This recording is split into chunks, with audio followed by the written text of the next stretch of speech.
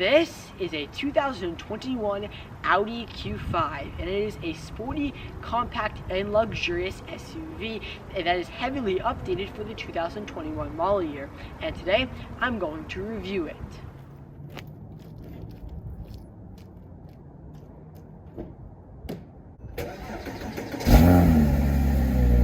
This Audi Q5 from Audi of Westwood in Westwood, Massachusetts, because our Audi Q8 is in for a little bit of a detail.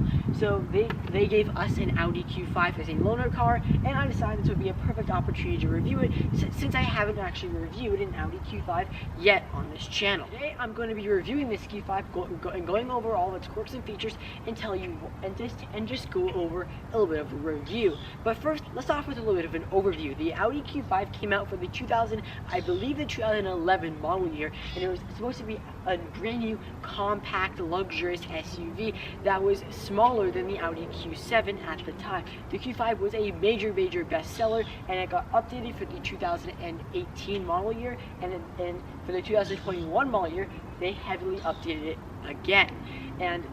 And with that really brief overview out of the way, let's get right into this review. Now, the first interesting quirk about this car is at the front of the car. Now, there's a big reoccurring theme here with the Q5 and the front end, and that is it being very fake. If you take a look at the grille, it's like half the size of what the grille should be, because there's usually there's holes for the airflow and intercooling, and for the bottom part, however, it's, well, fake, which is kind of interesting. I don't know what Audi's thought process was through this, but half the grille is real and the other half is just plastic. It's fake.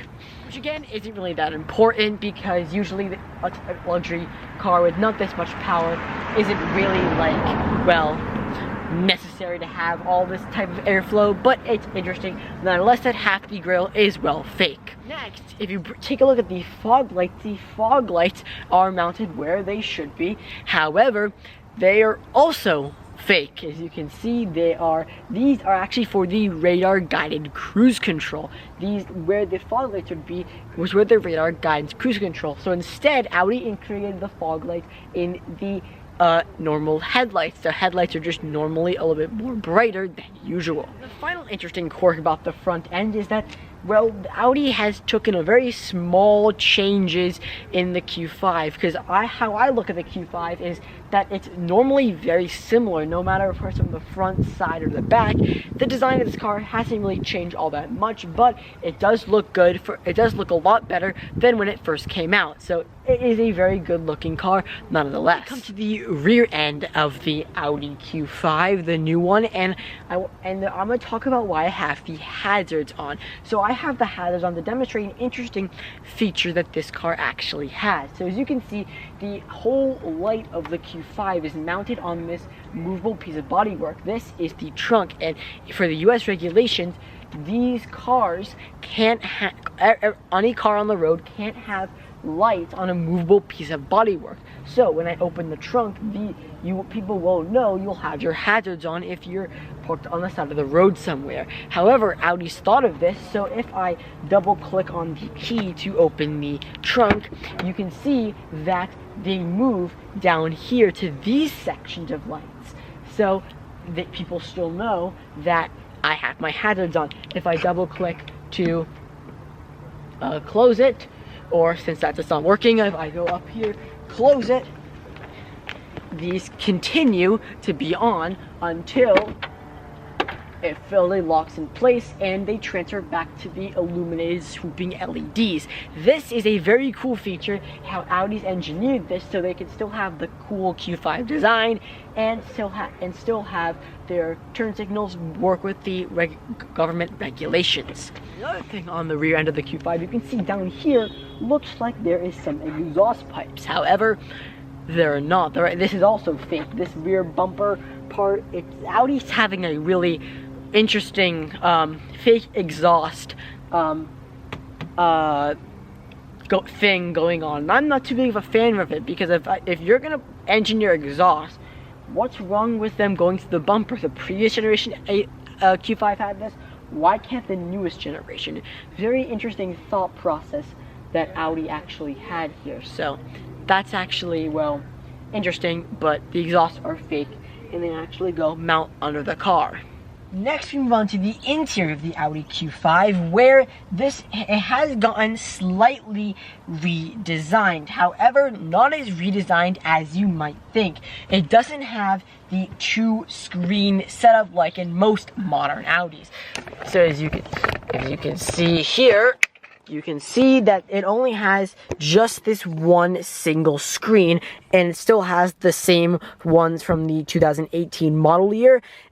And since this is now all touchscreen, this is now just some storage where you can put your keys or maybe your phone, stuff like that. Now let's talk about this upper screen. It's very good and it behaves like a lot of the, well, other Audis out there. It's really responsive and to your touch, and no matter where you touch, it responds easily. It's just like in the higher end Q8s and in the A6s and RS7s out there. It's really nice. It doesn't have like that haptic feel, but it does have a nice satisfying click, so you know when you touch somewhere, it's very good. The navigation is Audi's latest MMI navigation system. It has the nice pinch to zoom, and as well as if you want to go set a navigation, it pops up with a nice little keyboard and you can type your destination. It's super easy, very responsive, very quick, and this new upgrade for the Q5 is very nice, much better than the last one. Down here though, it's still your normal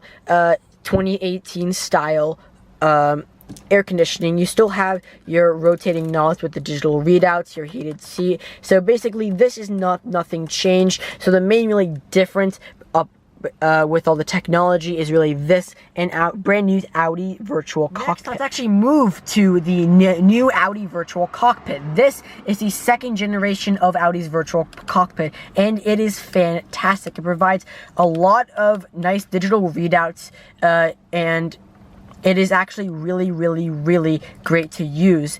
It provides basically all the information you need, like your map, your phone, for example, and it provides so much information, more than I think you really need to use.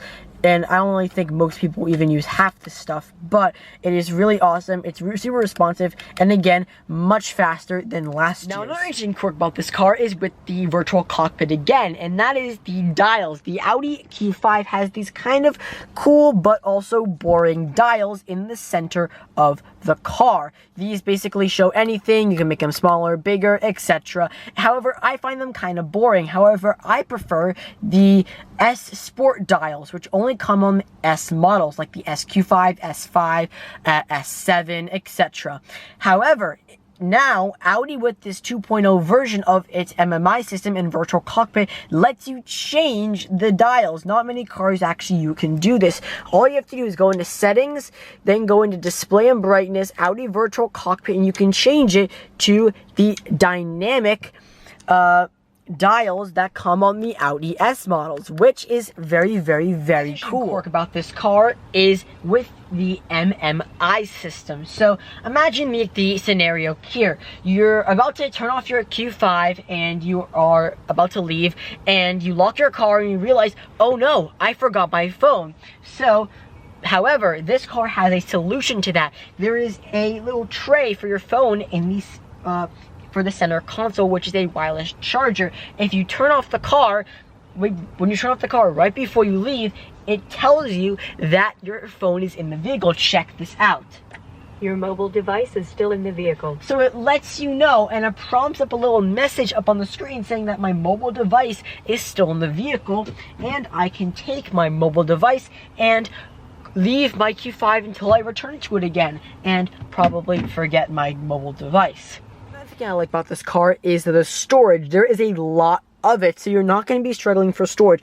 There's some here, some here, some here, and in all four door bins, there is a lot of storage, plenty of storage in this car, so you're not going to be struggling for storage, which is never a bad thing. If you take a look at Audi's center console, you notice that there are no cup holders. The cup holders used to be maybe up here. However, Audi's redesigned it, and as you can see over here, you have a wireless charging tray I was talking about earlier. Well, you can simply put it away, and that is where the cup holders are. And what's nice about these cup holders is that they're deep, so that you can hold big drinks, big bottles without actually, well, sloshing around. I do really want to talk about these seats. Now, these seats are actually the newer leatherette seats for the 2021 model year, and I actually really like the look of them. Even though they're the standard Audi seats, I actually really like the look of these, and they're super, super comfortable. Even though that it's leatherette, it is super comfy, and I do love the white stitching, and how even though this is the standard interior, it is still really, really nice to touch. It's really nice to sit in. So these seats are plenty enough for this. Next up, we move on to the back seat of the Q5, and I am currently 5'3" about. This is where my driving seat position is, and again, I'm still growing, so I'm pretty short. However, I have plenty of room and plenty of headroom. Even though this is a compact SUV, it is still very, very, very nice to sit in the back. And one thing I had a problem with the older Q5 is that the seating was really low, so your knees sat very high. However, in this one, they definitely fixed that by raising it up a lot, and it is actually a really nice back seat for the price of this car. I mean, it is really, really nice. So far, good job, Audi. This back seat is, well, very nice to be in. Another interesting quirk about the back seat is over down here. You can see you have your air conditioning, where you can adjust the temperature, and as you can see down here, you have some USB-C ports or USB port, and it says charge only. Well, I don't even know what else I'm going to do with them other than charging, but apparently Audi only wants you to charge your phone at these ports. However, I don't know what else you would be doing anyway, so that's kind of interesting, but it's good to know that Audi gives you that reminder. Before we move on to the trunk of the Q5, I want to share one of my favorite features in this car, and that is how easy it is to put down the rear seats. Now, normally in an SUV like the size of this, they usually have them on the back of the seats. You have to reach back and pull forward. Not in this car. They did it brilliantly. As you can see, all you have to do, pull tab here, boom, it's released, and click down. Job done. Same thing for the other seat, and the seats aren't that heavy to bring back up and lock into place. Usually these seats are super, super heavy. However, they're not. And what's also really nice is that you can release each one separately. So if you have skis, you can fold the middle one down and just have skis going there, or beach chairs. So the back seat is a nice even split. Our Q8, I don't believe it actually has that option to split the seats, but it does have it in the Q5. Correct me if I'm wrong on that in the comment section down below. I haven't even noticed it on our Q8, so I don't even know. But I'll have to check that. I'll have to check that when it comes back from service. But anyways, onto the trunk. The trunk is a very nice size. It is a power trunk. However, it's awfully wide. I mean, hold on. Just take a look at the girth of this trunk. You can see, how big does this thing have to be? I mean, again, it has two rear lights on it, but it's not even as big as my arm span. Anyway, sorry for that distraction, but as you can see, that this trunk is very, very nice and big. It does have all of Audi's crap in the back of it, which is fine, but it does have it is really nice, for this type of car. It's big, it's roomy, it doesn't have any I have no complaints for this trunk space. You can easily move the seats forward and backwards. If you want a little bit more, you can. So that's very nice. And as well as from the trunk, you can also release the seats from here, just like that, which is very nice.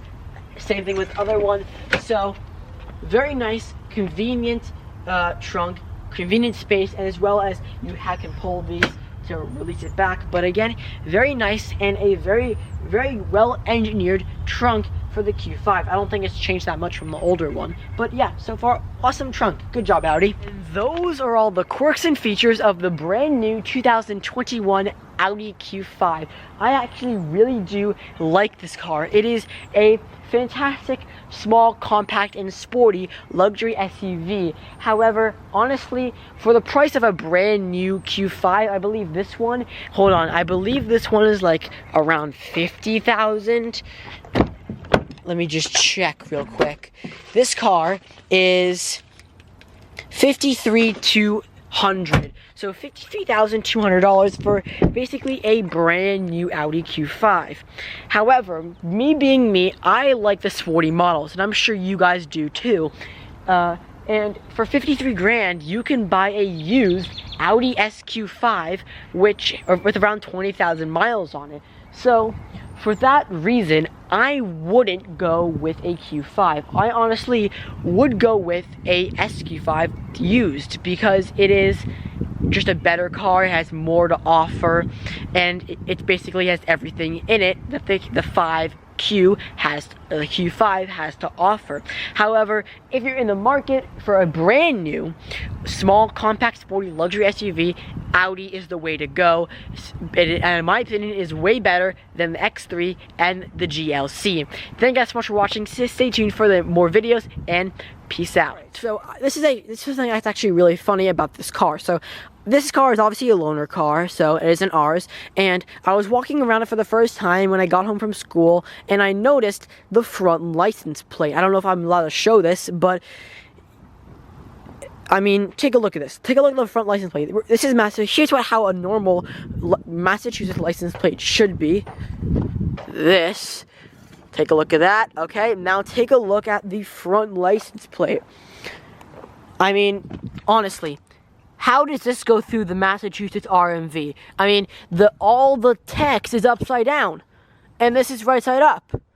How does this make it past the Massachusetts RMV? I mean, seriously, how does that go past? How did they not mark these defective?